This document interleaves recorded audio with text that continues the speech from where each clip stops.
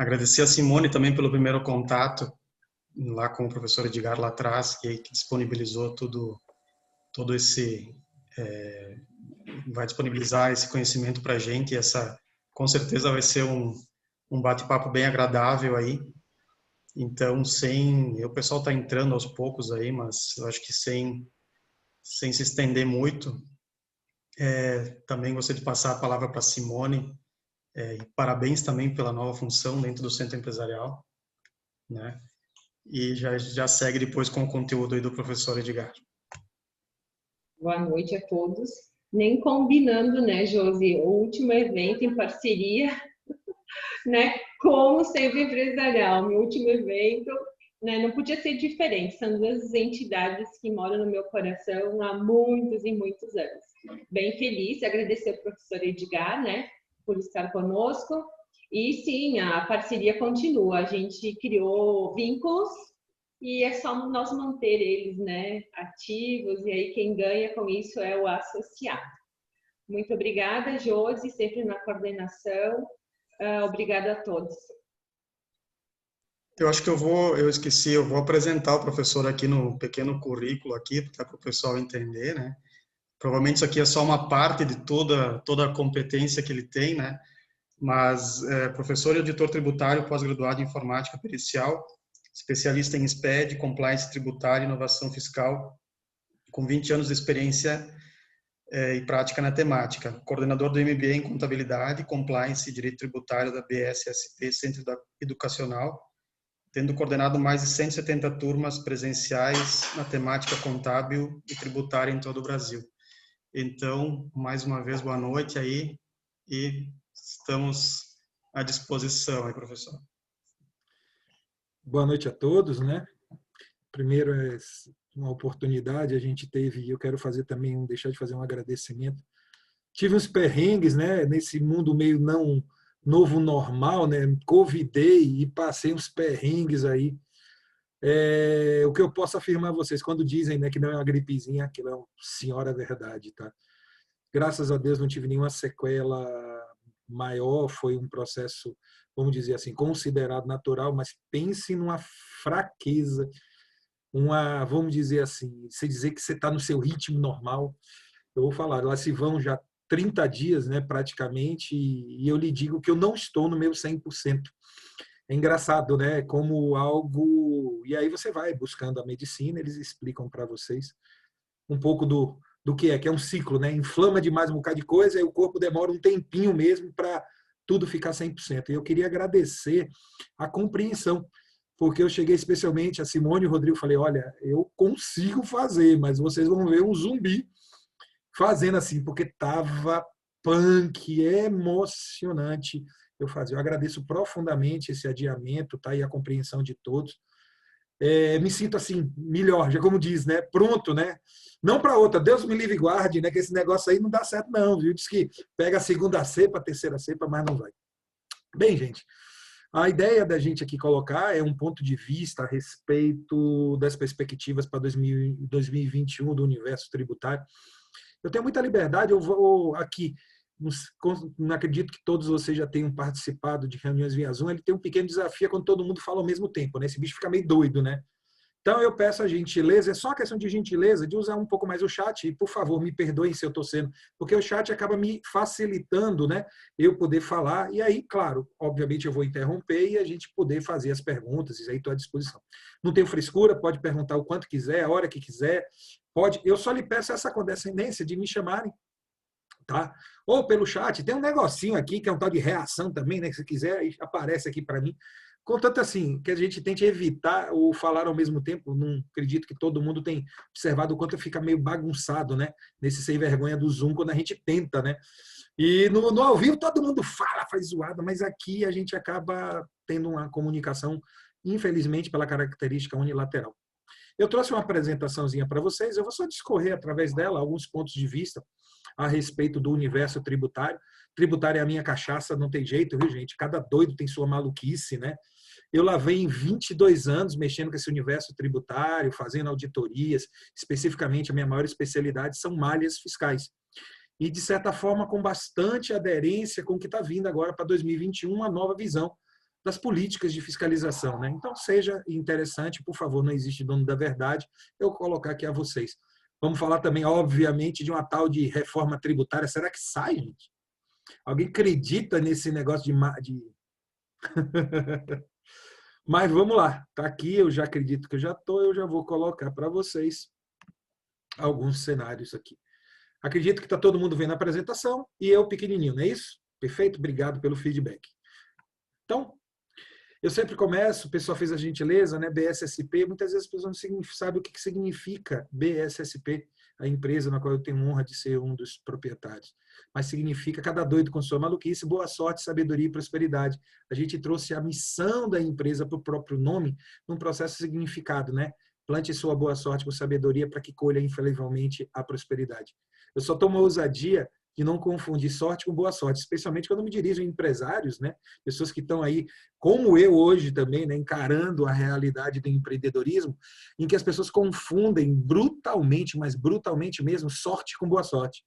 Quem diz que a gente acorda todo mundo, né, sorrindo, bom dia sol, bom dia lua, bom dia, que nada, moça, tem dia que a gente acorda é querendo brigar com o mundo, com a menor vontade que a gente tem de sair da cama, mas a gente faz e levanta porque é preciso fazer coisas. Tenho certeza que nenhum de vocês ama um tal de imposto, né? E se gostassem, né? Imposto não se chamaria imposto, chamaria doado, sei lá, distribuído. Cara, imposto é uma consequência e uma realidade de se viver em sociedade. O que eu provoco a vocês a pensar é com essa frase que foi de Jack Welch: você não pode fazer o trabalho de hoje com os métodos de ontem se pretende estar no mercado amanhã. Eu faço essa reflexão e provoco a vocês pensarem, trazendo uma imagem que eu gosto muito, uma imagem que eu uso com bastante frequência. A última grande greve dos bancários, aproximadamente, ocorreu há 12 anos atrás. Por favor, esse é um dado aproximado. O que ocorre? Essa era uma faixa que estava na porta de uma agência bancária. Digita U igual a desemprego, diga não às agências digitais, nenhum direito a menos. Vamos fazer uma reflexão. Lembrando da frase de Jack Welch, você não pode fazer o trabalho de hoje com os métodos de ontem se pretende estar no mercado amanhã. O amanhã dessa imagem é hoje. E é por isso que eu gostaria de trazê-los a essa reflexão. Nós vamos nos reportar ao passado nessa imagem, lembrando que o presente é hoje. Muito bem. O presente não, o futuro, né? Desculpa, perdão, me corrigindo, é hoje. O que eles estavam questionando, os bancários, há 12 anos atrás? Que o uso de tecnologia, o uso das inovações tecnológicas estava gerando desemprego. E eles estavam com uma gigantesca resistência às chamadas agências digitais, o que hoje, né, passado 12 anos, é uma certeza.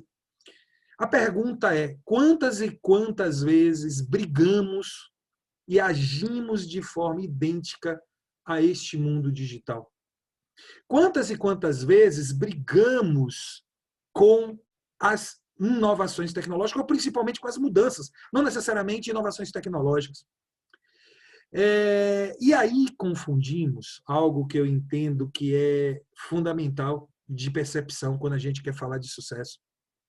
Confundem o direito, né, ele coloca uma frase em latim, né, jus esperneandi, o direito de espernear, mas a eficácia dessas nossas decisões, para que te gastar energia com algo que de fato não vai acontecer? Quer ver uma prova disso? Imaginem que um banco decidisse seguir o desejo dos bancários há 12 anos atrás e só mantivesse atendimento presencial até hoje. Vamos fazer uma enquete? Todo mundo aqui é usuário bancário, né? Ó, valendo nota, coisa de professor, hein? Valendo nota, todo mundo valendo nota. Levanta a mão aí, ó, pode dar um berro, aquele que topa pegar fila para pagar conta em banco. Por favor, umzinho. Ninguém. Óbvio, né? Ninguém é doido de ser apaixonado. Olha, nem nessa fase que a gente tá doido por uma aglomeraçãozinha, né, com a saudade de um abraço, a gente tem paixão por uma fila de banco. Sejamos pragmáticos. Esse banco hoje estaria falido ou sem competitividade. Como e quantas vezes fazemos isso nos nossos negócios, e especialmente no universo tributário?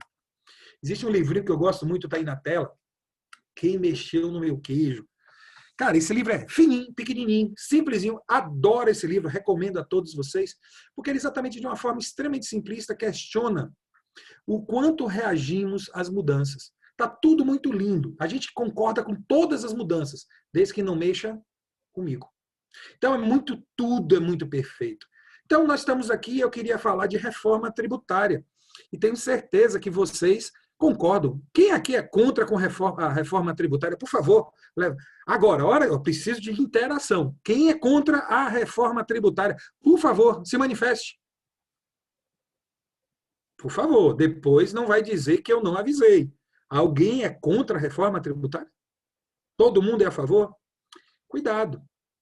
Vocês sabem as propostas que estão correndo? Ó, veio aqui no chat uma interação, vamos ver? Opa, cadê meu criadorzinho aqui? Ele me dá um pouquinho de trabalho. Depende da reforma, o Rodrigo colocou aqui. Porque esse é o fato. Nós temos todas as... E aí eu vou dar uma má notícia, Rodrigo. Todas as propostas que estão no Congresso, não importa, de origem de governo, origem de Câmara, todas, elas têm uma característica muito pragmática. Elas não estão garantindo a preservação daquilo que talvez nós mais desejávamos, que é a redução da carga tributária. Esqueça isso. Ao contrário, setorialmente, já existem algumas propostas que claramente aumentam a carga tributária de alguns setores, especialmente quem for da área de serviços. Tá? A CBS, Contribuição sobre Bens e Serviços, que vem a substituir um outro imposto, que é o PIS e a COFINS, um tributo federal, um tributo falido, com uma série de desafios aí, questionamentos jurídicos, inclusive recomendo o planejamento tributário, viu? Quem não estiver fazendo recuperação de crédito na área de PIS e COFINS, ó. Mas, por favor, não vai pegar qualquer um para fazer, não, para fazer merda, tá? Que esse é o problema da área tributária. Cheio de falsos profetas, cheio de empreendedores de live, vem aqui, promete o mundo, meu amigo, mas tem que ter. A área tributária tem um desafio muito grande, que exige-se brutalmente conhecimento, tá? Não se adianta de mimimi. Isto é um produto, porque o que se vende é conhecimento. Então, tem teses tributárias espetaculares, e é isso que eu quero provocá-los, mas, principalmente, eu não tenho aqui nenhuma intenção, nenhum objetivo. Meu papel, gente, é educação. O máximo que você vai receber é um convite a conhecer meus cursos e uma oferta, que não é no perfil empresarial, tá? Meu perfil é muito mais para profissionais da área contábil, para a área tributária, jurídica, até está adiantando. Então, não tenho nenhuma ambição de venda direta de qualquer produto a vocês, e eu posso, então, ter essa liberdade, né, de poder. Não estou vendendo serviço de advocatício, eu estou literalmente lhe dizendo que o tributário é um super negócio. Só que, cuidado com os falsos profetas. Falando dessa reforma tributária que vem aí, que parou, tá? E parou por egos. Nós estamos aí agora, o Maia, né, o presidente lá da Câmara, que está de saída, falando que não votou porque, cara, tudo conversa, aquele era um jogo político, é uma coisa que envolve. Reforma tributária nesse país, ela não ocorre, não é por um problema técnico. Nós já tivemos diversas propostas extremamente decentes. Não quero especificamente dizer a minha, porque isso é irrelevante, porque a questão não é técnica, sabe? A exiguidade do tempo me faria, eu necessitaria muito mais tempo para discorrer a respeito de um ponto de vista que não vai acrescentar nada para vocês saber qual é o ponto de vista do professor Edgar Madruga. Mas o que eu posso lhes dizer, soluções técnicas, não importam qual sejam, existem muitas, e já estiveram muitas. O problema é político.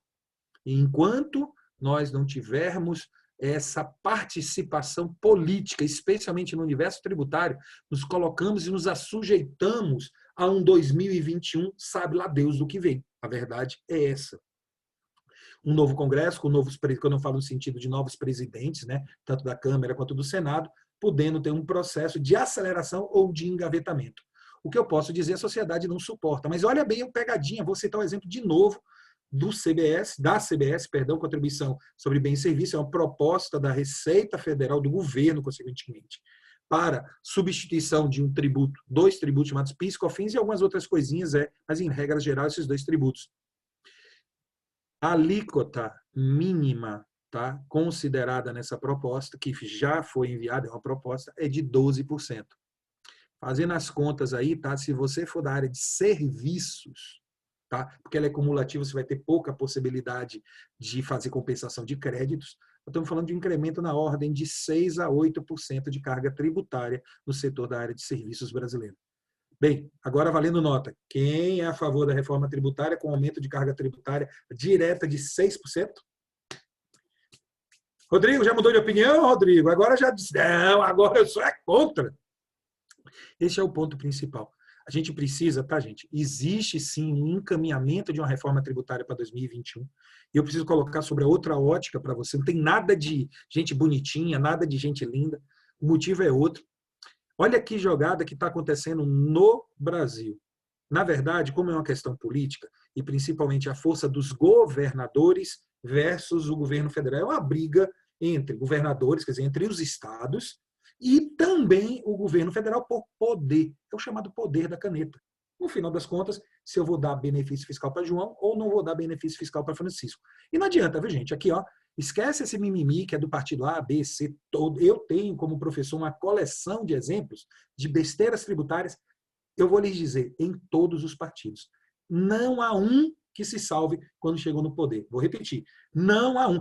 De esquerda para direita, de extrema esquerda para esquerda. Quando chegou ao poder e teve o poder da caneta, adotou-se o mesmo comportamento, que é um comportamento corporativista.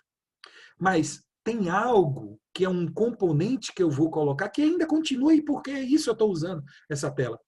Há 12 anos atrás, a tecnologia das agências digitais, né, esses internet banks, os caixas eletrônicos, destruiu o poder dos bancários porque eles fizeram 30 dias de greve e o Brasil continuou. Nunca mais fizeram greve. E, basicamente, se acabou, né, brutalmente a quantidade. E posso falar na tranquilidade de ter um pai bancário, tá? Ex, no caso, hoje aposentado, mas bancário. Então, não estou falando de teoria, estou falando que vi essa transformação, né, ao decorrer da carreira, meu pai já no final da carreira enxergando essa realidade. Mas nós temos um componente, essas inovações tecnológicas está provocando o que a gente chama de desmaterialização da economia. A economia está saindo de mercadoria e entrando em serviço. Dando pequenos exemplos a vocês, como, por exemplo, a gente antigamente, aí, por favor, os jovens há mais tempo como eu, né, que tem a questão de comprava CD, DVD, né? A gente comprava, aquilo pagava ICMS, o tributo estadual, tá? Imposto sobre circulação. Hoje, nós fazemos stream, que coisa chique, né? Nós assinamos Spotify, Deezer, paga ISSQN. Quer dizer, nós estamos migrando de materialidade para a atividade. Agora, mais recentemente, vocês podem googar essas informações, carros, inclusive as montadoras como Toyota, Fiat, tá? Estão pretendendo criar locadoras próprias. Elas não querem mais vender. Já existem vários planos disso. Eles não vão mais vender o carro, o veículo. Você vai alugar o veículo e, consequentemente, tributações distintas através do uso. Mas, professor, mas o cara compra o carro. Mas ela vai fazer a industrialização do próprio bem. Então, vocês vão ter toda uma discussão que isso é um fato. Com essa desmaterialização da economia já medida cientificamente, isso é importante frisar a vocês, já medida cientificamente, tá?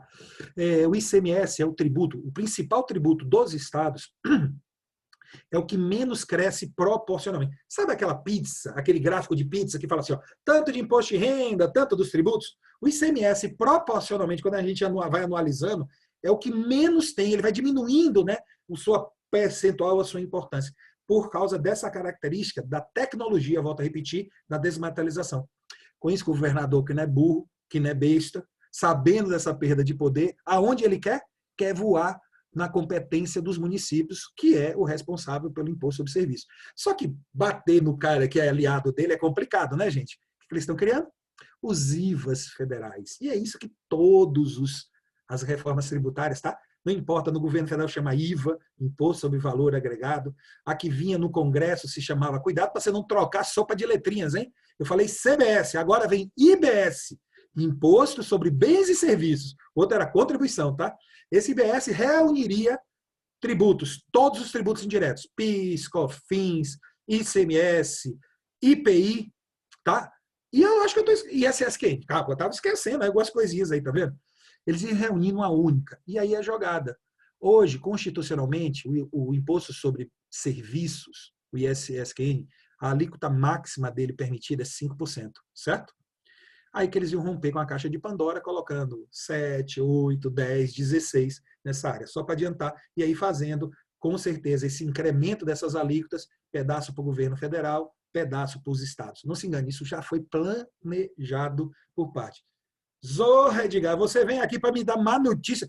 Poxa, o pessoal lhe convidou para ser arauto da má vontade, moço. Espera aí, moço. Vem com essa conversa para cima de mim, não, papai. Moço, deixa eu lhe dizer uma coisa. Já dizia Charles Darwin, não é o mais forte, não é o mais inteligente que sobrevive, é o que melhor se adapta. Conhecer o cenário é a base de como você vai lidar com alguma coisa. Então, eu quero pelo menos lhe dar uma excelente notícia. O pau que vai bater em João vai bater em Francisco. O que eu quero dizer com isso? Isso é cenário. Todos estarão envolvidos num cenário caótico e não esperem tranquilidade tributária para 2021. Nós tivemos, por causa da Covid, um excesso de gastos. Acabou, né, de ser aprovado pelo ministro da Economia, né, a proposta, né, do orçamento para 2021, um rombo fiscal de 241 bilhões de reais, se eu não me engano, algo muito próximo a isso. O que significa isso? E aí é o ponto principal para você. Reforma tributária não tende a diminuir tributo, ao contrário, nós teremos provavelmente incremento de carga tributária em 2021, tá? Esse é o desejo, porque no Brasil se faz ajuste fiscal não pela parte de economia das despesas, mas principalmente aumentando a arrecadação, e isso é histórico. Eu falei que eu tenho 20 anos de vida profissional, o Rodrigo gentilmente estava citando no meu currículo, e tenho, né? Eu comecei, Rodrigo, a brincar com isso em 1998, e de 98 para cá, lá se vão, estou indo para o meu 23º ano, para ser bem pragmático em datas, né? E lhes digo, nunca vi ajuste fiscal que não fosse por incremento de arrecadação. Então, preparem-se, ao contrário de um cenário muito bonito, preparem-se para aumento de arrecadação em 2021, aumento de tributação. 33% de carga tributária, 1/3 do faturamento bruto das empresas ligado a pagamento de tributo, e você vai deixar isso em segundo plano e não ser estratégico. E aí agora vem, principalmente, a defesa do ponto de vista que eu gostaria de provocá-los. Não sejam inocentes. O segredo está em lidar de forma correta, o melhor possível, com essa maluquice tributária. Isso eu preciso colocar na mente de vocês, que há gigantescas oportunidades. Parece loucura falar aqui. Tem gente pagando imposto a mais do que deve, mas muita gente pagando imposto a mais do que deve. Pô, Peraí, professor, eu não gosto de pagar imposto. Mas por que acontece isso? Porque você não coloca o tributo como estratégico dentro do seu negócio. E que me perdoe, 2 grandes pontos de vista devem ser abordados dentro do universo, sabe, empresarial. Por favor, dentro da minha competência, eu não estou querendo dizer de outras coisas. Mas o financeiro, caixa, né? Mas esse ano, eu vou lhe falar, aqui a turma aprendeu. Eu falo que o caixa, já tivemos aula, aquela aula que eu diria assim, de pós-doutorado nível hard plus. Porque esse ano, o senhor caixa jogou fora um mundaréu de pessoas que não entendiam a importância do seu caixa. Então, essa parte financeira, eu acho que nós tivemos, já quem chegou até aqui, né, já teve PhD disso, né? E olha que loucura falar. A economia, o PIB caiu em torno de 15%, tá? Então, 85% do dinheiro continuou circulando mesmo na crise. Quer dizer, na verdade, o dinheiro mudou de mão. Ele, na verdade, 85% da economia continuou girando. Olha que loucura falar isso. Mas teve gente que quebrou. Mas quebrou porque não suportou. Por favor, eu sei que tem negócios específicos que a queda foi gigantesca. Mas o que eu quero dizer é que se reinventar e encontrar novas formas de faturamento foi fundamental para que você entendesse. Volto a repetir, essa é uma escala brasileira já medida, mas também a nível mundial.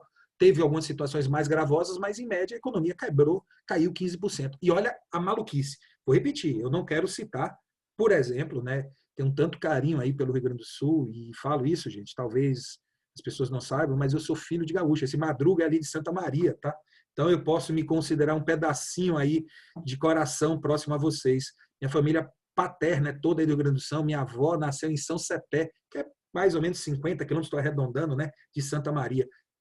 Meu avô rodou ali, eu já tive muita oportunidade do Rio Grande do Sul várias vezes. É um lugar que eu tenho, como falei a vocês, muito carinho.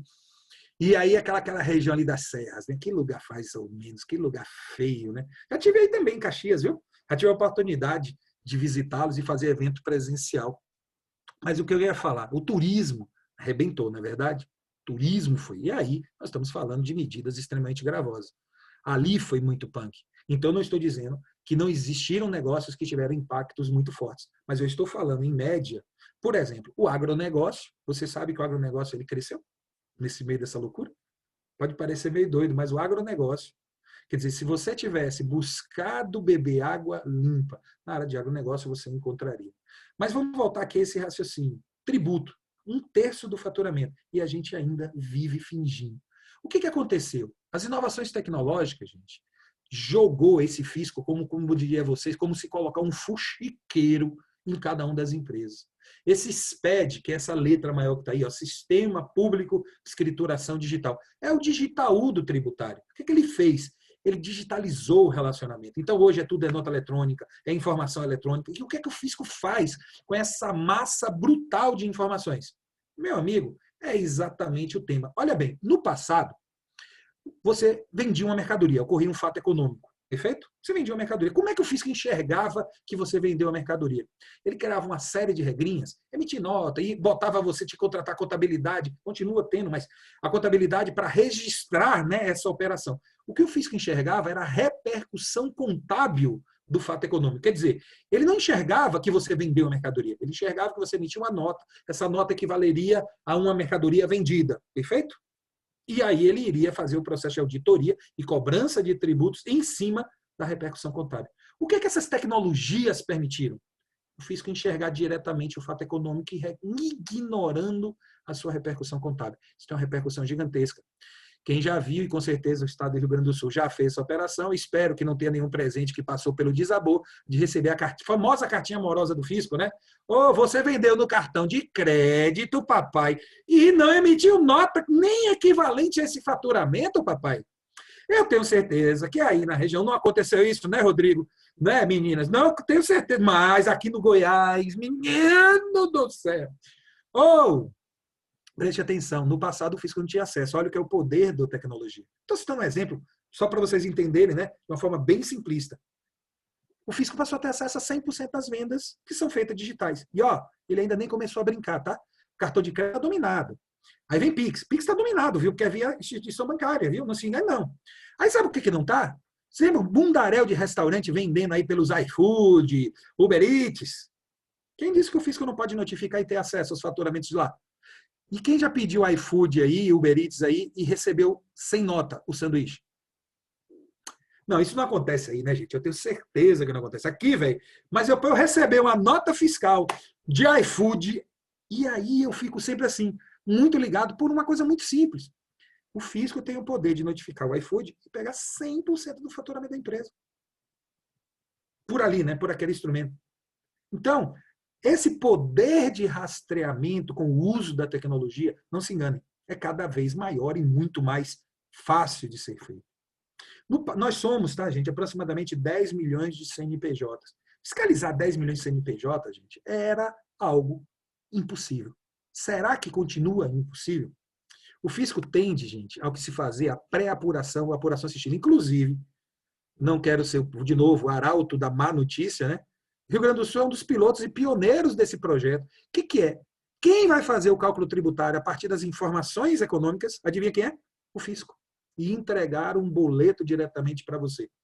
E esse boleto vai ter um nível de coerência em cima das informações prestadas muito maior, gerando para aquele empresário que ainda entende que tributo é um fator competitivo para seu negócio, é um fator crucial, tá? Talvez grandes desafios numa continuidade. E isso para 2021 é o, como eu posso dizer a vocês, o the best of the best. Eu não sei se algum de vocês chegou a fazer o imposto de renda pessoa física sozinho. Uma das opções de fazer o imposto de renda pessoa física era você baixar a declaração pré-preenchida. Vou lhes dizer, se você for assalariado, tá certo? Assalariado, sem grande variação patrimonial, o fisco acertou o valor do imposto a pagar na ordem de 95%.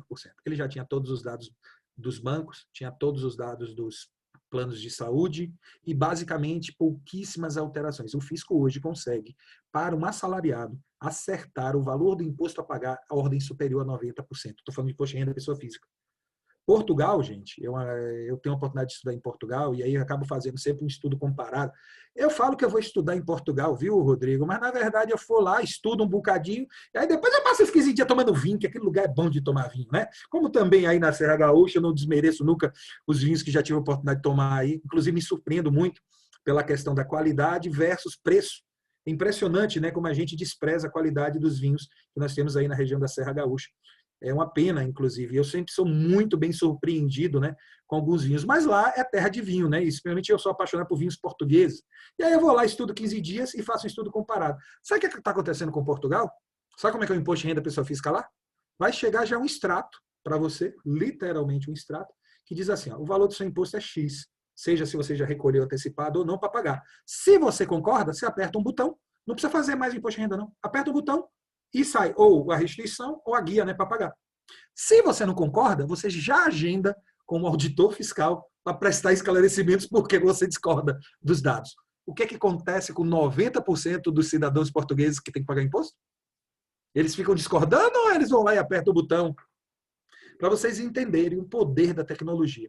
Nós estamos isso, tá? E todos os profissionais, existe esse bichinho aqui agora, ó, chamada DCTF Web, que nada mais é do que a proposta do fisco federal de fazer as chamadas apurações assistidas.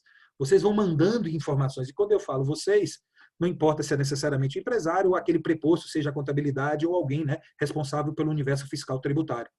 Vocês vão mandando informações. O fisco consolida isso, dá uma espécie de trato bancário e fala, está aqui o valor do seu imposto a pagar.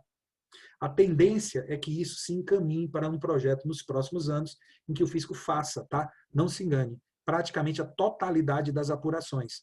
Com isso, trazendo ao empresário, diria assim a vocês, uma certa dificuldade de ter comportamentos agressivos, né, no universo tributário. Por quê? Porque a rastreabilidade tende a ficar muito maior.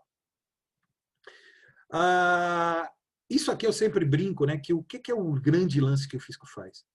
O fisco não pede nada de graça. O fisco está pedindo informação, pedindo informação. Então, o grande segredo, se vocês tiverem, um grande segredo de usar o tributário de forma estratégica é acompanhar o que o fisco está pedindo, quer dizer, as mudanças que o fisco está fazendo. Principalmente, aí exige conhecimento, não se engane, aí é água debaixo da ponte mesmo, que é entender o que o fisco pode fazer, né, com essa informação tributária. E, a partir disso, começa a parte que eu acho mais divertida para a área de consultoria, que é o quê? O que a gente pode fazer para diminuir os impactos? E sempre há, gente. Olha, eu falei de reforma tributária. O melhor sistema tributário do mundo, seja o inglês, se você acha que é o inglês, o americano, o francês, o australiano, não importa.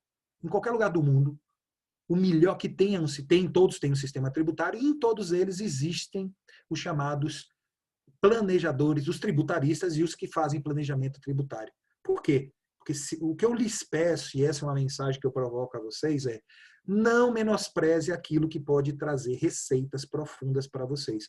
Tem muita gente ou pagando imposto a mais do que deve, ou pagando a menos sem medir. É assim, gente, eu não estou aqui para falar, vão ter que pagar tudo imposto, bonitinho. Para com isso. Não é essa a minha missão aqui de ficar querendo dizer cumpra. Não, irmão. Eu só quero dizer a você que se você decidir não cumprir uma norma tributária, meça o tamanho da besteira que você vier a fazer. Porque a partir do momento que você mede, você administra. Isso é compliance tributária. E essa é a provocação que eu faço a vocês. O fisco está tendo uma série de ações. Olha essa resolução de 2019. Do final, já tem um ano essa resolução. Sabe o que ela fez? Dificultando, tá, as retificadoras de informações tributárias das pequenas empresas. Pequena empresa não pode ficar retificando informação tributária com facilidade. Ele já regulamentou isso, inclusive. Então, o que quer dizer? Ter o cuidado de ter um bom profissional, de ter cuidado em não fazer. O fisco está tendo um olhar com o uso de tecnologia para as empresas de menor porte. Inclusive mandando cartinha amorosa. Vocês já ouviram falar de cartinhas amorosas? Né? A gente já foi, né? Algum momento, namorador, namoradora, né? A gente já teve os nossos loves da vida. Então, meu amigo, agora o difícil é receber cartinha amorosa do fisco. Porque é tipo assim, ó, oi, tudo bem? Apareceu uma pequena diferença. E sempre vai ser na sua contabilidade. Me pague ou me explique. Eu vou lhes dizer que hoje o poder de fiscalização e essas cartinhas amorosas, o fisco acerta 97% das cartinhas que manda, tá? 97%. Agora, para vocês entenderem também a questão da cultura. Você sabe que cruzamento de informação dessa malha, que cartinha amorosa é essa daí? Eu não estou falando da parte, por exemplo, né, de uma pessoa que vendeu sem nota. Eu não estou falando da parte que o cara vendeu com meia nota. Eu não estou falando que foi um fuxiqueiro que contou da vida dele, não.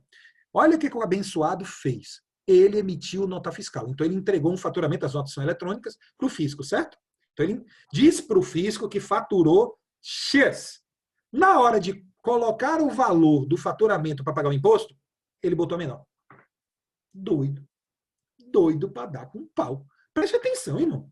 Eu não estou falando da parte que ele vendeu sem nota, com meia nota. Eu não estou falando dessa parte, não. Eu estou falando da parte que ele emitiu nota. Ele emitiu. Quem é o fuxiqueiro? Ele mesmo. E ele vai lá e depois, na hora de prestar a informação, coloca valor a menor. E tem muita gente fazendo isso, viu? Não se engane, não.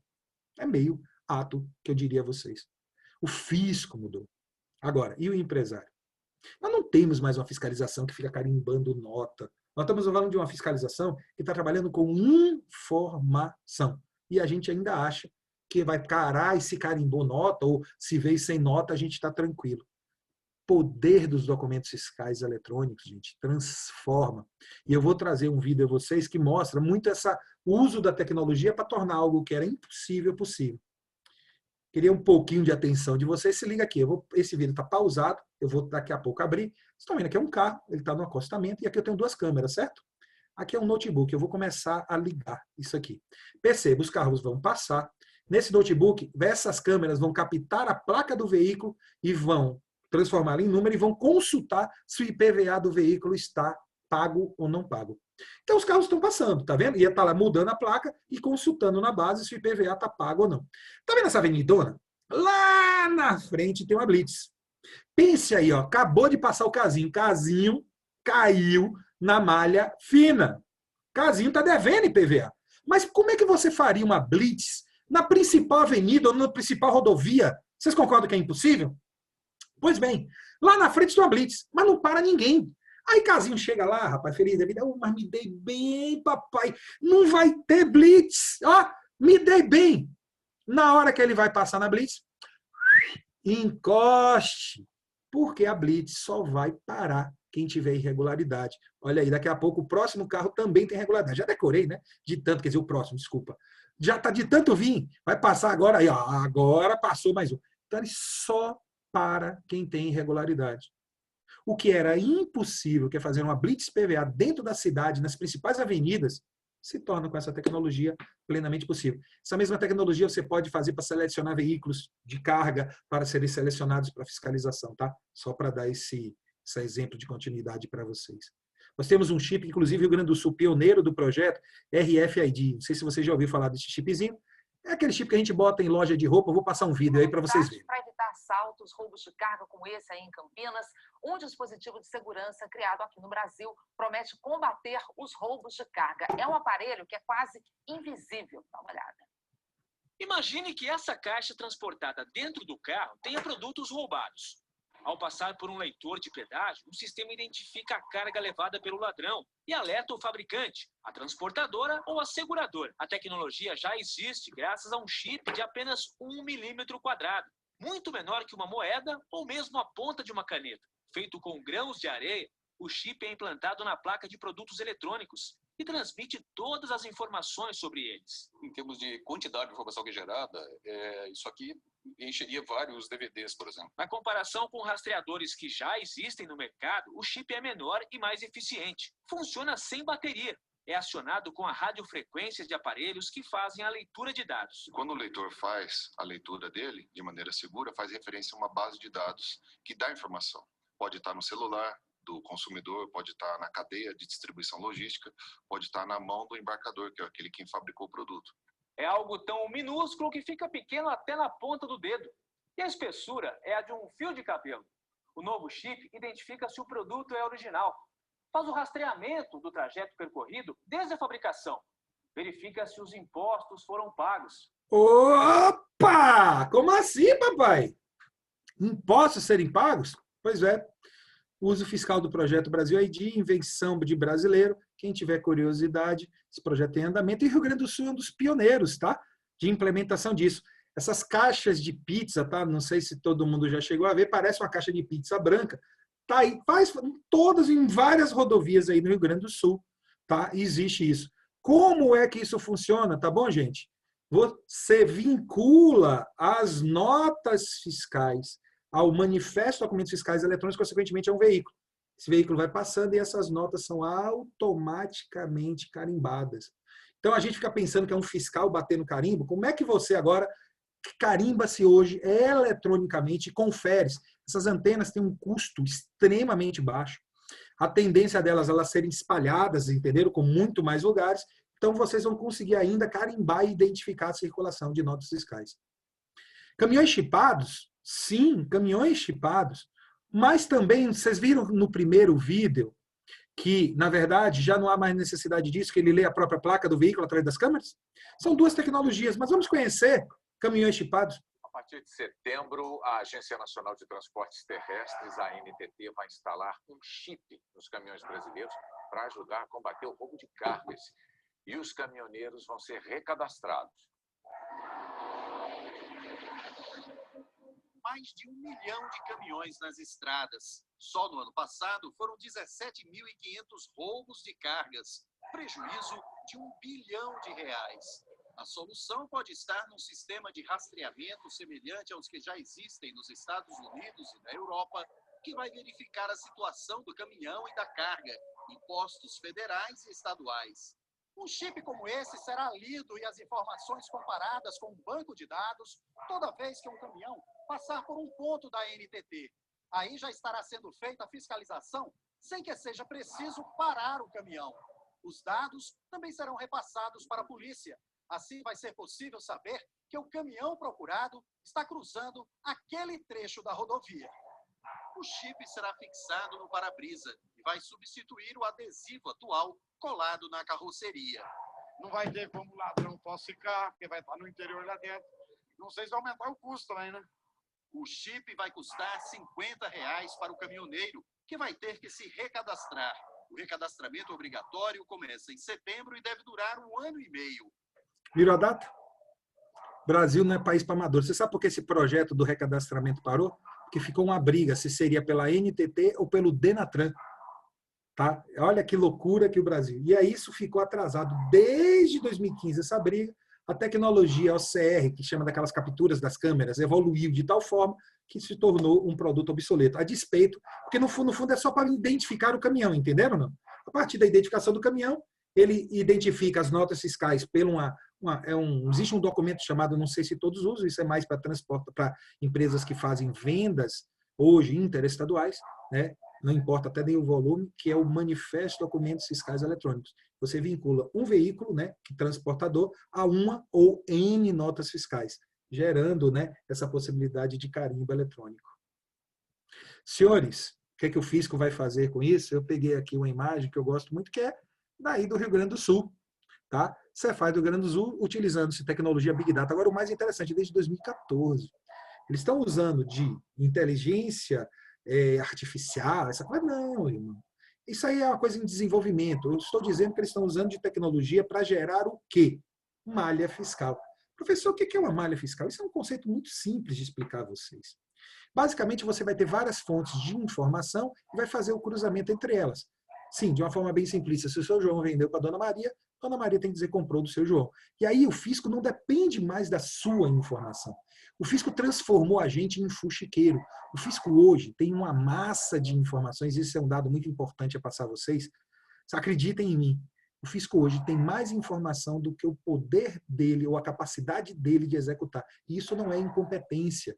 É porque simplesmente hoje, à luz de porque não fazemos auditorias internas, porque não temos programas de compliance, porque não consideramos o tributário estratégico dentro dos nossos negócios, tá? 70% das empresas estão tecnicamente quebradas. Não é na prática não, tá? Porque podem ter faturamento. Eu estou falando nas informações. Se ela cair na auditoria, 70% das empresas vai ter sua dor feio. Por quê? Porque não suportam uma auditoria. E aí a gente vive brincando com o risco. Não quero entrar no mérito. Lembra dos 10 milhões de CNPJs? Desde que o mundo é mundo, o que é? Nem todas as empresas eram fiscalizadas, e isso é um fato. Mas com essa massa de informações, hoje não é mais uma malha. O fisco está entupido de malhas fiscais. O fisco está cheio de seleção de empresas que ele sabe que fez besteira. mas não consegue autuar, porque aí vem aquela questão da matar a galinha dos ovos de ouro. Não se quebra, politicamente falando, 70% das empresas. Olha que paradigma. O fisco sabendo que a empresa fez besteira, mas como está um mundaréu de gente fazendo besteira junto, ele não consegue pegar essa informação e usar. Bem, usar para lavrar auto de infração. O que ele fez? Ele refletindo, um dia acordou. E se eu mandasse, em vez de autuar, uma autocorreção? Eu mandasse a famosa cartinha amorosa que eu citei a vocês. Eu aviso a você que você está fazendo besteira. O que a grande maioria faz quando recebe essa cartinha amorosa do fisco?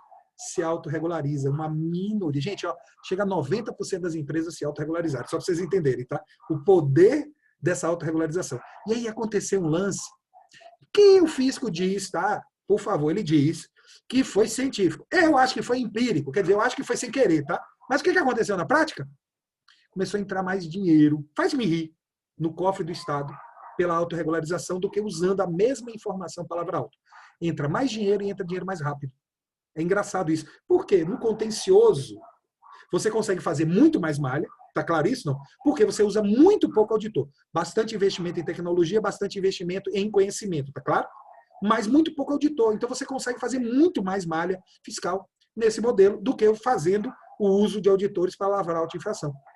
Aí, só lembrando, usa pouco auditor, não usa? Mas não tem a galera que está resistindo aqui, não? Sim? Ele, o que é que o fisco faz? Solta os pitbull.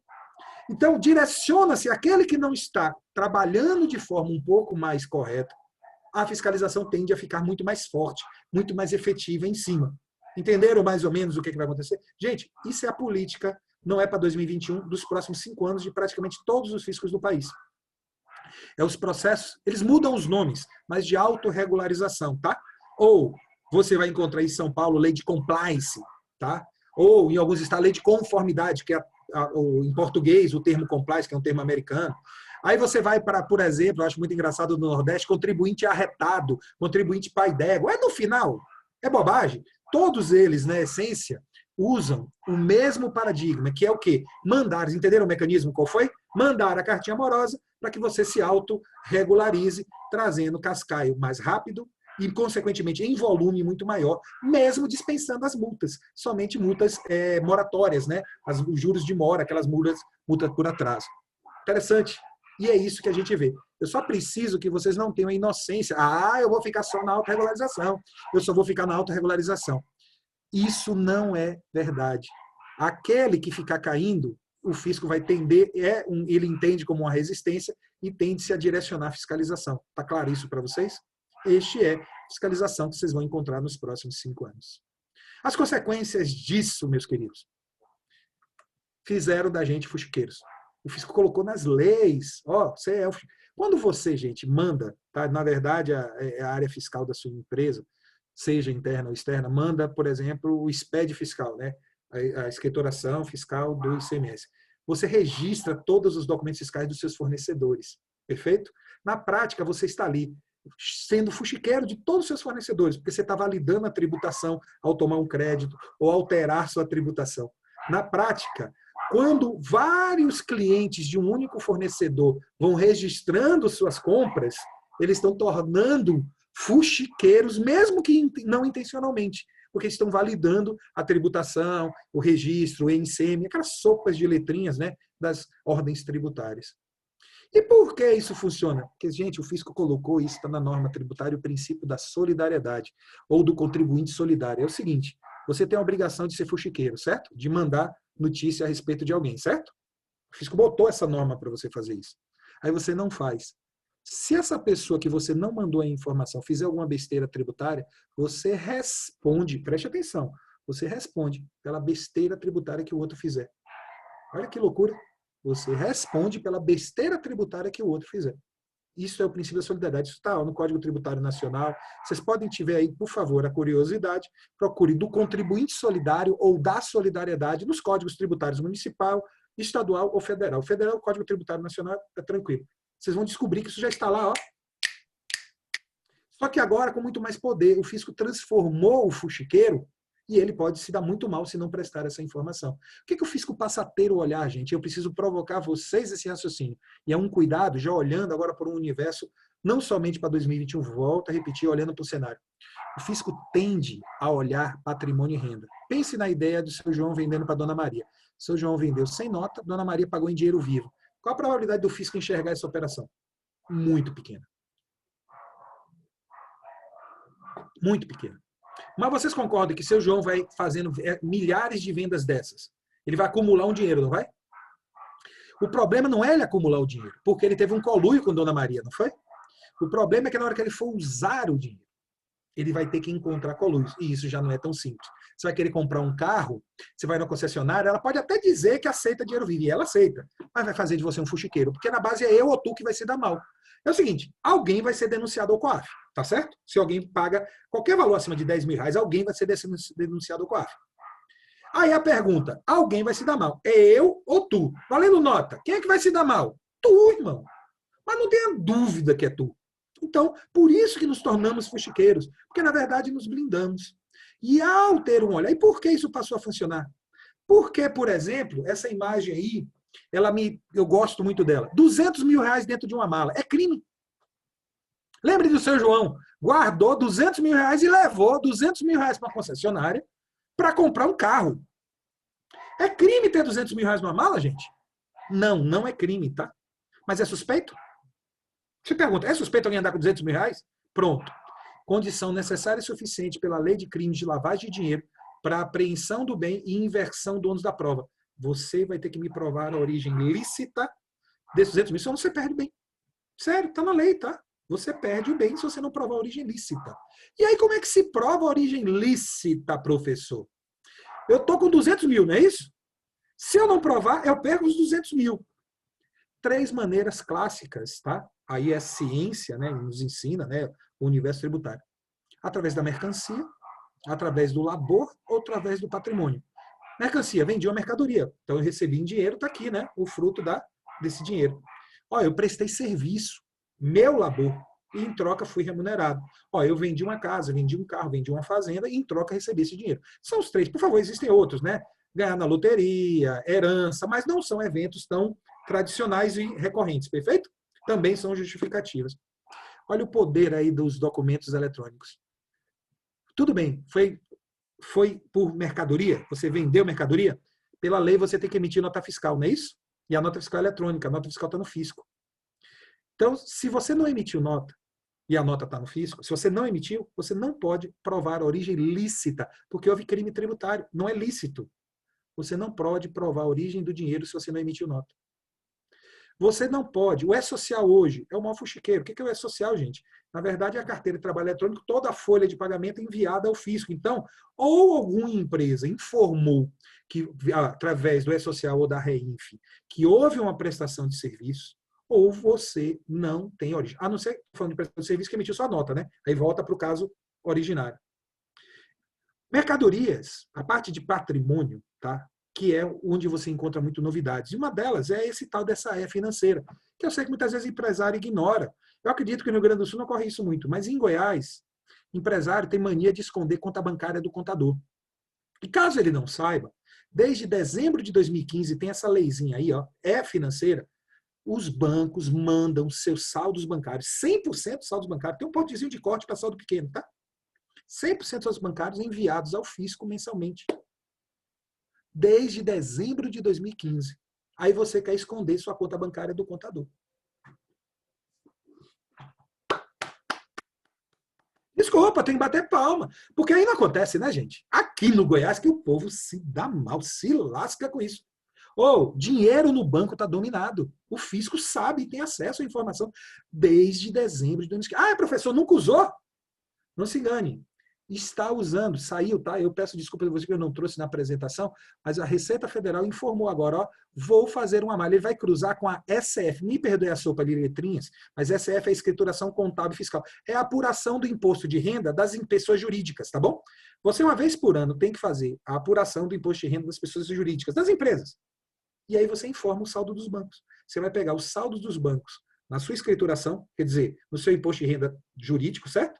E vai cruzar com o que o banco informa. Deu diferença? Caixa 2, o fisco vai atrás. E o fisco já começou as notificações. Tá? Saiu, o projeto começou pela Delegacia Regional de Fiscalização de Guarulhos, Receita Federal. Mas, para vocês não ficarem esperando Receita Federal, trouxe um exemplo de uma prefeitura de Ribeirão Preto, que fez, não sobre o E-Financeira, sobre a DIMOF. Qual é a diferença da DIMOF para a financeira? A financeira é saldo, conta bancária a conta bancária, mês a mês. A DIMOF é por banco e anual, mas ainda assim dá para se fazer. Imaginou se você recebesse essa cartinha amorosa? Valmir, que está aí com a câmera aberta, Valmir, perdoe a brincadeira que eu vou fazer, não me sinta incomodado, não precisa desligar a câmera não, viu, Valmir? Mas imagina se você recebesse essa cartinha amorosa, Valmir. Olha lá, saldo no Bradesco lá da sua empresa, X. Saldo no Santander, Y. Você emitiu de nota tanto. Me explica a diferença, Valmir.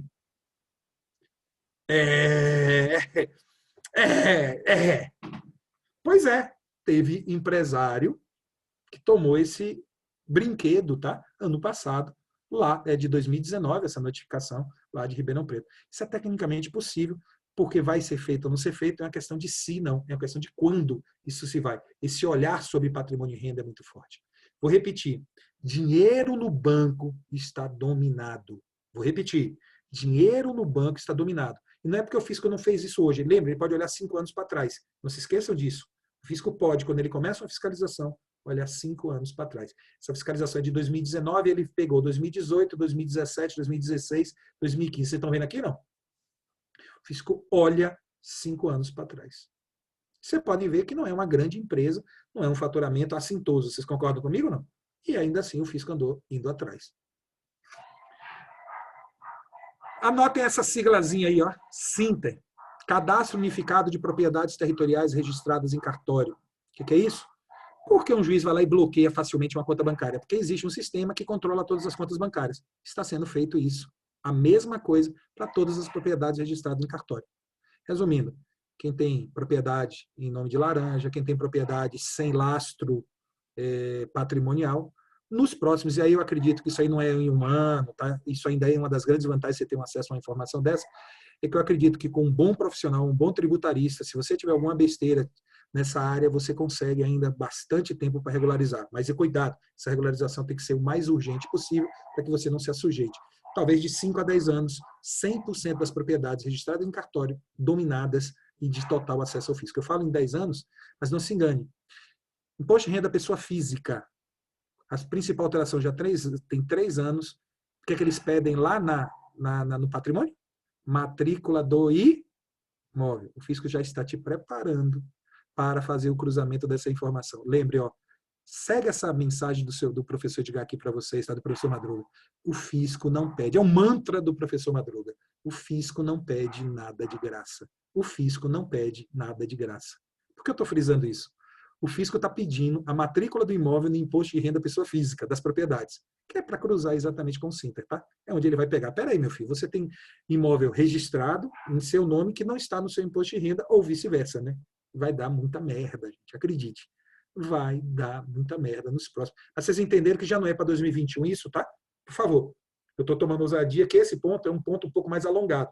O que nós temos como tendência para 2021 são aquelas malinhas fiscais, aquela encheção de saco, né? Fica pedindo para você corrigir. Mas olha onde é que o fisco está construindo o arcabouço. Dinheiro no banco, dominado. De patrimônio, né, investido, renda, né, patrimônio e renda investido em propriedade registrada em cartório, em dominação. Aí o que a galera faz? Vai correr para dinheiro. Porque dinheiro vivo. Olha os políticos sem vergonha. O que é que eles fizeram? Me dê dinheiro vivo, porque dinheiro no banco dá merda. Aí, o que o governo percebeu, já como movimentação disso? Cria DME, Declaração de Movimentação em Espécie. Você, cidadão de bem, não é crime você receber por uma venda sua em dinheiro vivo, mas você tem que se tornar um fuxiqueiro. Essa é a característica da DME. Você tem que ser um fuxiqueiro, você tem que dizer, ó, não sei quemzinho, me pagou em dinheiro vivo, viu, papai? Hoje 30 mil, tá? 30 mil no mês, tem que virar fuxiqueiro. Se você não está sabendo fazer isso e recebeu, vá por mim. Porque se você não vira um fuxiqueiro, lembre-se da solidariedade. Você responde e a explicação por que você não virou fuxiqueiro. Aí o pessoal começou a pensar assim, rapaz, eu vou pagar boleto, vou pagar meus boletos, nem dinheiro, né? Porque eu não vou ficar com dinheiro. Aí eu fiz que eu criei essa regrinha, ó. Boleto acima de 10 mil reais não se paga em dinheiro vivo. Tenta fazer esse teste. Já tem, ó, mais de ano. Você tem que depositar na conta e a partir da conta fazer o pagamento do boleto. Aí a galera pensou, eu vou mexer com Bitcoin, porque Bitcoin o fisco não pega. Aí o fisco criou essa normativa aí, ó, que diz, sabe as corretoras de Bitcoin? Fuxiqueira. Hoje o fisco sabe que movimenta 12 bilhões de reais mensalmente em criptomoedas no Brasil. E o fisco não tinha acesso. 12 bilhões, tá? Olha que é dinheiro, né, velho? Que coisa doida, né, velho? Alguém imaginava, não sei, eu, quando vi a primeira vez essa informação, eu não sabia, tá? Começou com 6 bi e já chega a picos de 12. Eu não imaginava que existia tanto dinheiro circulando em criptomoeda. Mas o fisco passou a ter acesso. Obviamente ainda tem algumas subterfúgios para fugir em criptomoedas. Mas eu lhe digo, quanto mais você sofisticar e usar criptomoedas não rastreadas, você está trazendo a fiscalização para cima de si, porque você está junto com bandido, junto com ladrão, entendeu? Então tem que ter muito cuidado se você, pensando em sonegação de tributos, em acúmulo de patrimônio, começar a querer. E essa é a ideia do fisco, gente, ó. Correr atrás do dinheiro vivo, tá? Para poder cercar, e aí você jogar o dinheiro no banco e, consequentemente, com rastreabilidade, fazendo você trabalhar mais certo do que no passado. Pegaram a ideia? Porque se você não pegou a ideia, irmão, essa, viu, Rodrigo, eu vou aqui tirar a apresentação, mas é a minha mensagem final. Se você não entender que nos próximos anos, com essa rastreabilidade, o fisco vai estar cuidando muito de patrimônio e renda, você pode ter sérios problemas de o quê? De justificação e começar a ter sua dor. Tem muita gente pagando muito mais imposto do que. Gente, ó, não estou aqui para... Por favor, eu preciso ser muito transparente com vocês, tá? Não é... O fisco ele não vai ficar pegando no pé da empresa todos os dias, todas as horas. Não é essa a proposta do fisco. Ele vai cercando. Vocês entenderam, não? Eles vão cercando, vão cercando, vão cercando. E vai trazendo você para trabalhar mais certo. E aí eu posso aqui falar agora como um estudioso da área tributária. Isso é um ponto de inflexão. A partir de um determinado tamanho da empresa, não faz sentido você fazer besteira tributária. É mais caro. Preste atenção. Não estou dizendo... Quando você é pequeno, eu até digo que aí vem um problema do fisco brasileiro. A gente poderia ser muito mais benevolente, ou muito mais, sabe? O fisco também enche muito saco de empresa pequena. Mas eu te afirmo que a partir de um determinado tamanho, não faz sentido a gente. Porque, cara, caixa 2, você tem que tomar conta de funcionários. Você imagina, o caixa 1 já dá uma trabalheira para a gente administrar. Olha um exemplo que teve agora. Nós tivemos um financiamento a juros muito módicos, mas para quem tinha, né, faturamento por dentro. Eu tenho uma história de um grande amigo meu, empresário, dono de restaurante, tomou um ferro desgramado, porque aí, ó, olha que coisa feia, só negando 80% do faturamento dele. Aí tinha a questão com a carência, juros, assim, um financiamento de pai para filho que rolou, né, no governo. Ele não tinha comprovação, ele não conseguiu. O valor que ele conseguia pegar era irrelevante. Porque eu não sei, ele tinha 3 restaurantes aqui em Goiânia, certo? Fechou 2. E está com um na tora, sabe como é que é? Aí tá, vai começar. Palavras desse empresário. Joguei 20 anos de patrimônio no lixo e estou recomeçando minha vida. Não está começando do zero, está claro isso, mas queimou, acúmulo de 20 anos. Entendeu? Ele tinha um restaurante, foi crescendo, botou o segundo. Pensa num lugar extremamente agradável, comida muito saborosa, e ele foi, né? Quebrou. E está com um restaurante porque, sabe como é que é? Sede própria, sabe aquela coisa? Esse daí ele deu conta de seguir a viagem. Quanta gente está pensando de forma semelhante e lidando com isso? Essas palavras eram minhas, agora eu preciso de perguntas. Eu já vi algumas perguntas aqui no chat, né? Não são muitas, né? Aqui é o Rodrigo falando, Santa Catarina está à nossa frente dos cruzamentos. Santa Catarina tem feito bastante cruzamento, sim, Rodrigo, mas não se engane, não. O Rio Grande do Sul também tem pegado no pé, tá? Podemos receber a declaração de imposto de renda preenchida pela Receita Federal? Valmir, você baixa ela, chama declaração pré-preenchida. Você exige ter certificado digital. Com certificado digital, você vai lá no próprio aplicativo e você baixa. Eu faço isso por quê? Porque elimina, você já pega os dados de faturamento que tem a Receita. Então, por exemplo, eu importei a minha declaração do ano anterior, então já estava meu patrimônio do ano anterior lá dentro, não foi?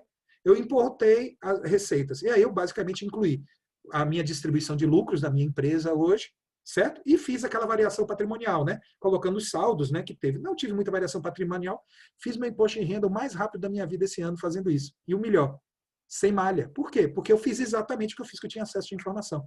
Eu incluí 2 médicos que provavelmente erraram na informação. Ou não prestaram ou não anotaram meu CPF corretamente. E basicamente eu incluí 2 médicos, 2 recibos médicos na minha declaração e fiz só esse ajuste, sabe, de saldos. né? Porque, inclusive, minhas aplicações já vieram pré-preenchidas. Eu estou vendo aqui embaixo, né, que alguém falou isso aqui, ó, tá vendo aqui? Ó, o Valmir foi você mesmo, né, Valmir? Né? Não validei movimentação da bolsa. Exatamente, vem tudo preenchidinho lá, pai, bonitinho, né? Declaração, cara, mudou o paradigma, né? Mudou o paradigma. Perguntas, por favor. Falei um horror, né, Rodrigo? Só botou Madruguinha para falar, Madruguinha, ó. E se deixar até amanhã, viu? Não faz tempo ruim, não. Bem, gente, deixa eu abrir aqui. Pessoal, aproveitem aí agora as questões quanto aos assuntos aí, ou alguma coisa que a gente tem dúvida. Vamos aproveitar esses minutos ainda com o professor.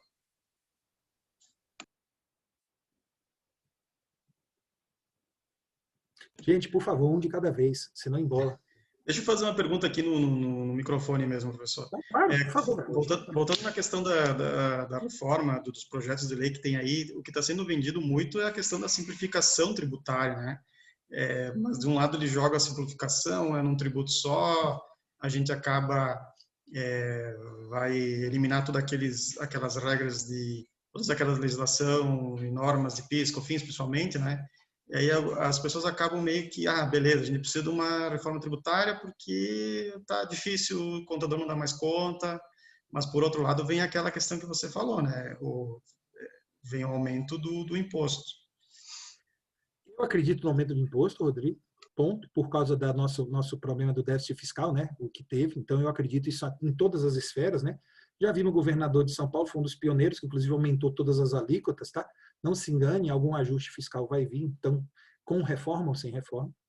Mas você lembra quando eu falei de pré-apuração, apuração assistida, quando você falou a palavra simplificação? O que eles fizeram? Eles não vão dar conta de fazer uma legislação simples. Eles vão pegar a tecnologia e vão simplificar a forma de fazer o cálculo pelo próprio fisco. É aquela pré-apuração, apuração assistida.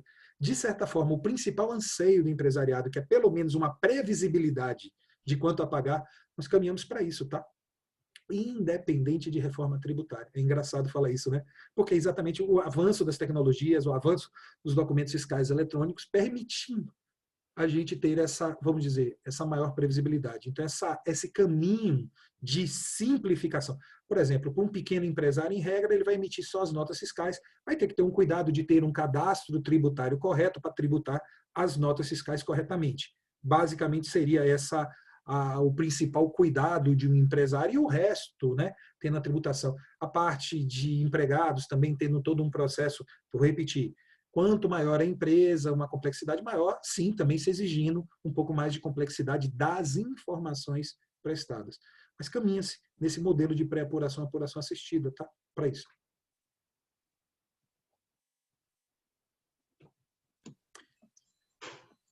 Pessoal, temos mais alguns minutos aí, vamos aproveitar. Tem mais alguém com alguma questão? Vamos ver aqui quem que está no... Gente, um de cada vez, né? Por favor, né? Senão fica assim.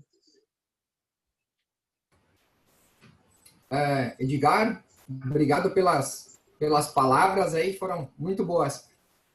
Eu não atuo na área de contabilidade, mas trabalho na Florência, aqui em Flores da Cunha, e nós estamos num projeto piloto a nível nacional, envolvendo todas as nossas redes de franquias para a utilização do RFID nos nossos móveis, nos nossos produtos. E nós estamos hoje expandindo para toda a cadeia, que envolve as transportadoras, algumas franquias junto aos seus centros de armazenagem dos produtos, apesar de essa não ser a nossa filosofia, e sim o produto ser expedido da nossa fábrica direto para a casa do cliente. Então, nós estamos sim em contato com o governo do estado do Rio Grande do Sul aqui para conseguirmos também oferecer ajuda e utilizar da tecnologia ou da estrutura de Big Data que está montado, para que num futuro também o cliente possa, de certa forma, escanear o seu produto em casa e até solicitar uma peça de reposição, por exemplo, se ele queira. Então, aqui ilustrando um pouquinho o quão amplo está sendo pensado o nosso projeto. Na empresa, eu atuo como supervisor na área de planejamento e controle de produção. O RFID, eu sou um entusiasta na parte de logística, né? que esse poder, né, de controle sobre a logística, né, ele é absurdo, né? Porque Sim. você pode incluir a rastreabilidade, né, o código de rastreio no próprio documento fiscal eletrônico e, consequentemente, em toda a cadeia produtiva. É, na verdade, um supply chain pleno, né? Sem você ter uma necessidade de... É surreal, tá? Existe hoje... Acredito que você já conseguiu encontrar, né, que hoje o maior desafio é o custo disso, né, é a viabilidade, né, versus o custo, porque tudo que é inovação, o pessoal às vezes dá umas arrochadinhas, né, na parte de software, né. A parte de hardware está muito barato, o chip virou uma insignificância de preço, não é nem a questão, mas hoje o pessoal, somente de software, de controle, o pessoal eu tenho encontrado algumas arrochadas. E assim, ano que vem vai ficar mais barato que esse ano, e é uma tendência, né. Mas o RFID, ele como é que eu posso explicar a vocês? É como o rio corre para o mar. Gente, eu já tive a oportunidade, né, Valmir, você me falando do RFID, de visitar os Estados Unidos. Aí você fala, nos Estados Unidos eu já cheguei a ter um supermercado que não tem um funcionário. Tem um funcionário para te explicar onde é que é as coisas. Mas não tem caixa. Você vai lá e quem quiser pesquisar isso, vai no Google aí, tá? Supermercado do Futuro, a siglinha RFID. Vocês vão encontrar, o cara simplesmente vai colocando dentro da cesta e o mercado vai somando já os valores dos seus produtos. Eu fui numa farmácia, que é muito doido. A farmácia não tem empregado, tem um cara só para te dizer qual onde é que corredor você acha as coisas. Mas o que é? Você vai literalmente é um autosserviço. Você vai colocando os seus produtos na cesta, você coloca a cesta assim em cima de um balcãozinho, já sai na tela. No caso, né, hoje já vai fazer a tecnologia do cartão, né, por contactless, mas na verdade naquela época eu passei o cartão de crédito, eu mesmo joguei meus remedinhos, não é nem remédio que eu comprei, mas muito mais escova de dente, shampoo, aquelas coisas que você fica comprando de reposição. Eu lembro bem, isso aí foi embora. 0 funcionário tomando conta de mim, né? Aí você fala, isso é Estados Unidos, né, papai? Aí no Rio Grande do Sul nós temos uma concorrente do Grupo Renner, me perdoe, agora me esqueci o nome dela, mas é a loja Renner, C&A, ela tem um equivalente aí, que já tem essas lojas, todos os produtos dela com RFID, que você chega no caixa e ela já passa o valor. Aí, no Rio Grande do Sul, eu já tive a oportunidade no shopping. Me esqueci o nome dessa loja. Me perdoe me faltar, mas é uma concorrente da Renner, tá? Mais ou menos, falando assim da Riachuelo, mas tá aí, aí do sul. Eu encontrei isso em uma coisa que é muito doida, Valmir. Em plena Avenida Paulista, em São Paulo, tem uma franquia de loja de conveniência com 0 funcionário. Como assim? No Brasil, uma loja sem funcionário? Sem funcionário. Lembre-se, algumas características. Você concorre o custo da tecnologia com o custo da mão de obra. Pô, mão de obra 24 horas, geraria, e você nem sempre tem um volume de parte de produto agregado. O que eles fizeram? Para você entrar na loja, você tem que baixar um aplicativo. Primeiro, o aplicativo da loja. Lá tem tudo na porta. E aí, quando você baixa o aplicativo, você tem que cadastrar um cartão de crédito no aplicativo, certo? Ou fazer pré-pago. Bom, aí quando você abre o aplicativo, ele abre aquele código de barra. Aí você aponta o código de barra ali Pronto, ele abre a porta, você entra, certo? Aí você escolhe o que você quiser lá dentro.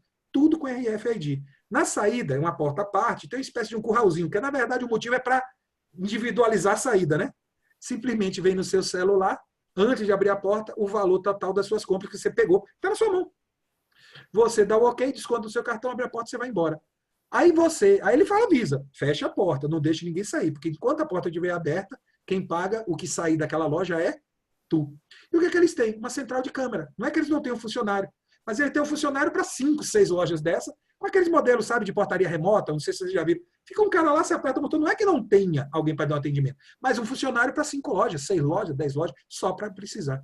Olha o poder da tecnologia gerando novos negócios, né? Isso é muito doido. Isso vai gerar produtividade. E produtividade, consequentemente, vai gerar maior rentabilidade e viabilidade de negócios, né?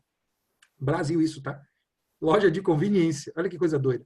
Por que não temos isso espalhado? Porque ainda é mais barato. Sem pragmatismo, né, gente? Sem mimimi, né? Ainda quanto a mão de obra for mais barata, você vai continuar contratando gente do que contratar tecnologia. Mas eu fico feliz, Valmir, em saber que já encontramos vários, eu conheço alguns cases, tá? Que bom você ter esse case. Fico muito feliz em saber de implementação de RFID dentro da cadeia produtiva até chegando ao consumidor final. Muito legal isso. Parabéns. Obrigado.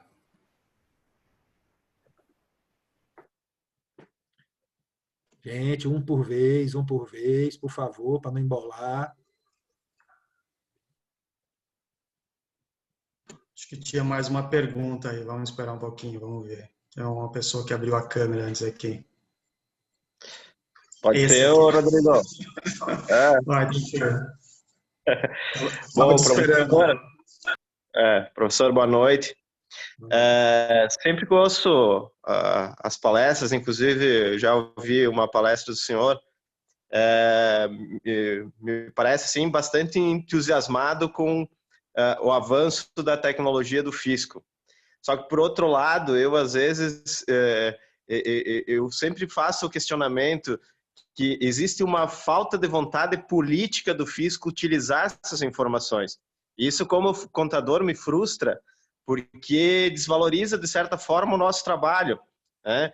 Nós estamos aí toda hora colocando para o cliente a importância, os riscos que ele corre, e aí o cliente sai rindo, mas tu é muito, vamos usar o termo aí, muito cagado, né? Tu tá aí, tá assustado aí, porque nada acontece, né? O pessoal pinta e borda toda hora, e me parece que a velocidade de implementação ou o pessoal não está utilizando essa informação que eles têm, talvez por falta de vontade política. O que o senhor acha a respeito disso? Mas, de certa forma, eu abordei durante a palestra na seguinte hipótese. Não se quebra tecnicamente 70% das empresas. Esse foi o limite do projeto SPED, que veio no desenvolvimento de 10 anos. O fisco enxerga agora essas normas de compliance, esse processo de trazer e enxergar, sim, politicamente, não se quebra 70%. Não se dá para se lavrar. No dia seguinte, é na porta do governador, é um caos político, para você mandar notificação para todas as empresas que possuem irregularidade. Não tem nem capacidade de fiscalização. Então, a gente só precisa separar duas coisas. Eu vou fazer aqui uma afirmação que eu precisaria de muito tempo. Mais de 90% da economia é fiscalizada. Mais de 90% da economia é fiscalizada. Uma coisa é que a gente fica pensando no pequeno empresário, que, na verdade, nós temos leis que não faz sentido o próprio fisco ficar correndo atrás do pequeno empresário. Isso aqui é uma aberração, uma característica tupiniquim, não dá resultado. Então, uma coisa é você fiscalizar o PIB, você entendeu? Eu estou falando em faturamento. Então, em faturamento, não é em quantidade de empresas. Só para te dar um número para provar que como existe uma visão, e aí a gente precisa ter essa paciência da visão. 18 mil empresas, nós somos 10 milhões de empresas, certo? 18 mil empresas respondem por, em média, 70% da arrecadação. Só 18 mil empresas. E elas têm um fiscal para chamar de seu. Então, preste atenção, 70% da arrecadação tem um fiscal para chamar de seu. Então, não é que não tenha uma fiscalização próxima. Aí você vai para as empresas de lucro real, que nós estamos falando aproximadamente 120 mil empresas, perfeito? Que lembra que essas 18 mil estão lá dentro. Então, é mais 100 mil, não é isso? Sabe para quanto vai a arrecadação? Parece meio doido falar isso. Chuta. Eu estava em 70. Vai para quanto? 94. 85% da arrecadação. 120 mil empresas no Brasil arrecadam 85% dos tributos brasileiros. E elas são muito bem fiscalizadas. E eu digo assim, são bem acompanhadas. Necessariamente, não é que não tem autofração. Bem, sabe as empresas de lucro presumido? Quantos por cento dá? 12% da arrecadação. São empresas com faturamento acima de 4 milhões e 800 até 76 milhões. Nessa faixa, tá? Temos só 12% da arrecadação. Isso é valor anualizado. Simples Nacional, que responde por mais de 5 milhões de empresas, por favor, é uma grande quantidade, não é isso? 3% da arrecadação. E microempreendedor, que são quase 8 milhões. Isso eu nem incluí, por isso que você não bota na conta, tá? Zero, é zero estatístico. Zero estatístico. Então, Marcelo, qual é o desafio? É que você pega um cara do Simples Nacional, esses 5 milhões de empresários, alguns deles maquiando, que estão no meio, né? Mas já são até um pouquinho maiores. O pessoal do Simples também. E, de fato, eles não... Aí vem uma burrice, me perdoe, brasileira. É de querer fazer esses caras pagar imposto e não ter uma inteligência de cobrança. O fisco sabe que o cara está fazendo besteira. Mas, ao mesmo tempo, o fisco, não faz sentido o fisco ficar pegando no pé. Mas agora eu preciso colocar, e aí, quem sabe eu não quero ter nem a prepotência, nem a arrogância de querer cuidar da vida de cada um. Vamos colocar só um raciocínio. O que está acontecendo com as empresas em regra? Elas crescem, você concorda comigo? E o que está acontecendo com a tecnologia? Está permitindo fiscalizar mais empresas, aumento da produtividade, sim ou não? Elas vão se encontrar, não vão? E quem não está preparado e construiu, e aí, por favor, você como profissional contábil sabe, quem é que tem mais perenidade? Quem são as empresas que cresceram mais? Elas são mais conservadoras nas besteiras ou são mais ariscas? São mais doideira? Você sabe a resposta, aí vem aquela história de vídeo, eu tomo arrogância, não me perdoe, não entenda como arrogante, para eu fazer responder por você. Você sabe que são as pessoas mais conservadoras. Porque você montar um negócio pensando em faturamento, em preço e, consequentemente, eu não estou dizendo que você não viva, e por favor, essa Covid fez a gente fazer 1000 provas. E teve situações, eu sei, de empresários, amigos pessoais, inclusive, que ou pagava folha de pagamento ou pagava tributo. E aí, para mim, faz sentido eu deixar de recolher tributo porque eu estou tendo um bem maior. Ou um mal menor, né? Acho que a palavra mais adequada seria essa. Mas não é essa a realidade do empresário. Ele faz um processo, não digo de ganância, mas dessa exatamente não percepção, e ele não enxerga a longo prazo. Ele tem, e é uma característica humana. Nós, brasileiros, somos absurdamente... Eu não vou nem dizer dos mais jovens. Quanto mais jovens, ainda tem essa característica de bastante, como eu posso lhe falar assim, imediatista. E essa característica imediatista, o cara, não estou falando que o cara não está ganhando dinheiro, não. Ele vai chegar para você, vai rir da sua cara, mas passa 5 anos. O que acontece com a maioria? Eles não têm negócios sustentáveis, porque eles estão muito preocupados. Cara, o cara que está sonegando, ele tem caixa 2, caixa 3. Eu conheço gente, hein? Como assim caixa 3, pessoal? É que o cara escondia o dinheiro da mulher. Então ele tinha o caixa 1, que era do fisco, o caixa 2 para esconder do fisco e o caixa 3 para esconder da mulher. Não estou brincando, não, vocês estão rindo, né? Mas é verdade. É porque ele não queria mostrar para a mulher quando estava ganhando dinheiro. Agora imagine, aí funcionário roubando ele, porque rouba, irmão. Porque esses controles vão sendo perdidos. Administrar uma empresa com caixa 1 já é um... Desculpa falar. Mas desculpa, até eu quase soltei um palavrão aqui, mas é porque merece um palavrão mesmo. Porra, é horrível, cara. Sabe a luta? Eu tenho uma empresa, cara, a gente trabalha 100% do faturamento por dentro, raro, e sabe assim, é insignificante. Às vezes o cara vende sabe aquela coisa assim, de uma notinha, um negocinho, uma pressa. Cara, é irrelevante o que eu tenho, você entendeu? Por fora. Relevante que eu digo, eu vendi um livro, o cara não tinha, sabe o que é a nota, aquela coisa, um livro. Bom, um livro em relação ao meu faturamento, você entendeu? Não é? Então, o que eu estou dizendo, não tem meu faturamento é por dentro. Cara, eu sei de minhas dores para controlar. Meu desafio mensal, diário, eu fico imaginando você ainda ter um segundo controle para poder fazer isso. Aí começa a abrir margem para funcionário de roubar, principalmente você não enxergar seu negócio. Porque você, a partir do momento que você tem esses descontroles, você não enxerga seu negócio. Então, hoje, num momento de vida, de experiências, em que as pessoas estão mais se importando, e não pelo preço, mas principalmente com a qualidade do atendimento, com a qualidade o que ele está tendo de retorno. Isso é um fato. Nós hoje não estamos buscando o menor preço.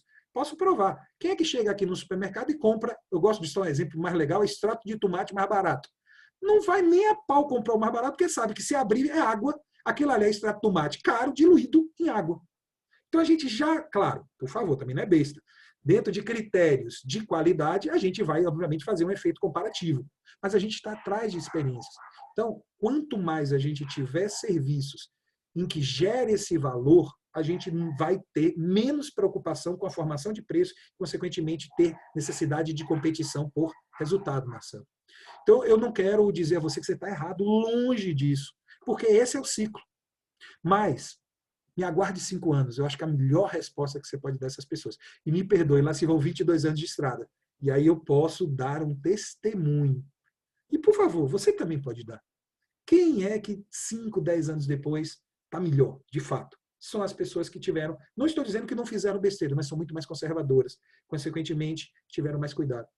Aos loucos e aos irresponsáveis, olhando para esse cenário, olhando para esse nível de rastreabilidade, eu acho que é lógico, né? O que eu estou falando. Mas deixemos eles. Eu sempre digo, isso é uma visão de vida, tá, Marcelo? Me perdoe assim falar, que cada um tem um direito de seguir o apetite a risco. Nós somos assessores. O profissional contábil, meu papel como tributarista, como professor, é de assessoria. É quando você, por exemplo, chega para mim, eu estou aqui te prestando um ponto de vista, né? Então, nosso papel não é de decidir pelo outro, mas é colocar para ele os prós e os contras e mostrar a ele um cenário. Lembra de Charles Darwin, que a gente já citou? E chegar para o cara e dizer, irmão, qual é a sua decisão? Olha em volta. E você vai ver que não estou dizendo que não tenham alguns que se deram bem fazendo o processo de sonegação. Não estou dizendo que não tenham alguns que não tenham situação. Mas eles são muito menos minoria. Eles são mais minorias. Eu te garanto isso. E aí eu tomo uma ousadia. Depois de 9.000 alunos, viu, dentro do meu, só de pós-graduação que eu tive uma de coordenar, eu posso tomar essa ousadia. Só no Rio Grande do Sul aí já mais de 1.000 alunos, com muita honra. 1.000 alunos não. No Rio Grande do Sul, uns 500 alunos aproximadamente.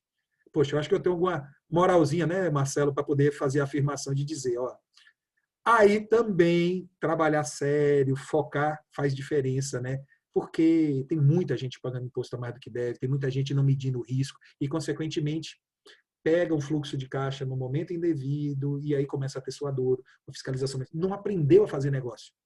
Ele aprendeu preço. E aí eles se arrebentam. Eu espero ter respondido com muito carinho, muito respeito a você.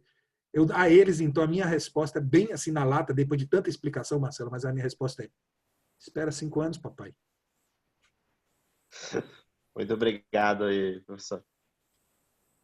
E o entusiasta, viu, Marcelo, de tecnologia, porque eu acho que a tecnologia, sim, ela é algo que pode trazer produtividade.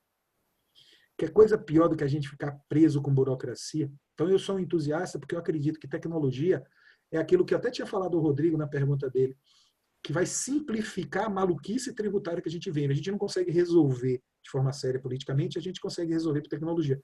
E aí sim, eu sou um defensor que a tecnologia pode melhorar o cenário tributário brasileiro.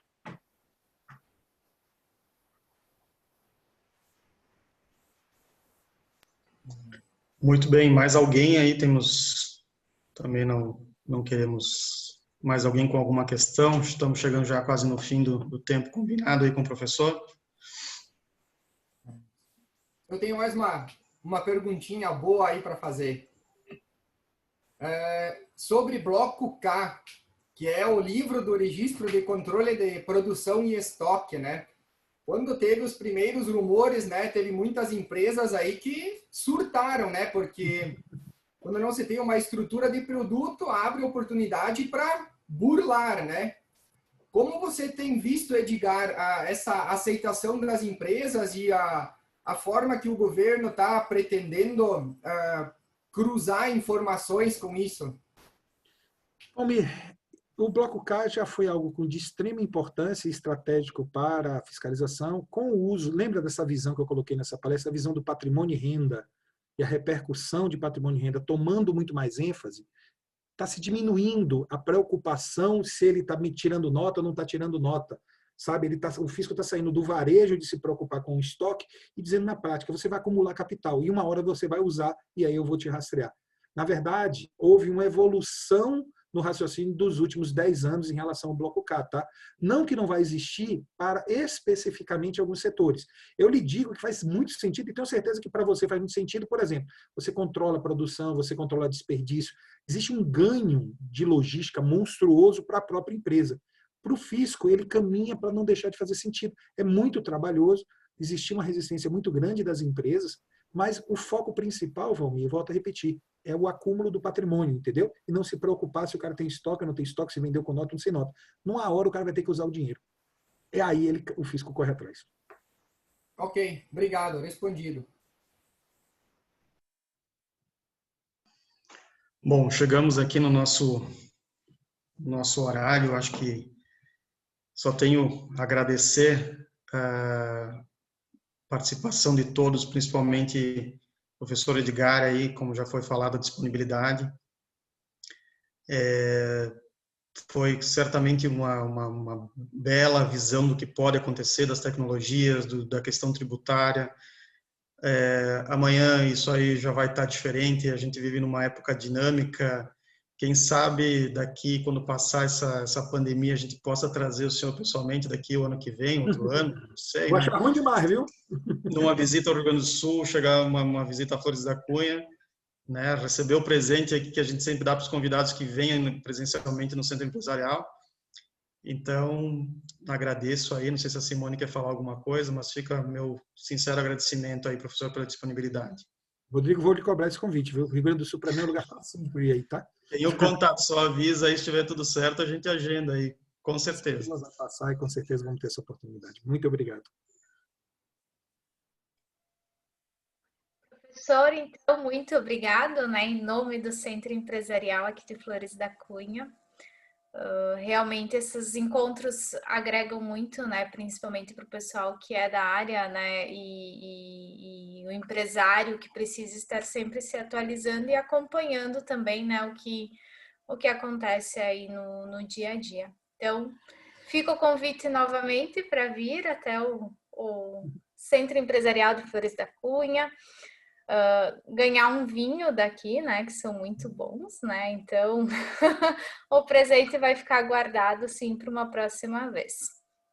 Pessoal, Obrigado. então, muito obrigado, né, pela presença de todos e desejando desde já, né, um bom final de ano, né, e nos vemos em 2021, né, todos bem, com saúde, e para os próximos eventos que a entidade tem. Então, muito obrigado. Não sei se mais alguém gostaria de falar alguma coisa. Não? Boas festas, muita saúde. Obrigado, gente. Muito obrigado. Boa noite. Obrigado, boa noite, pessoal.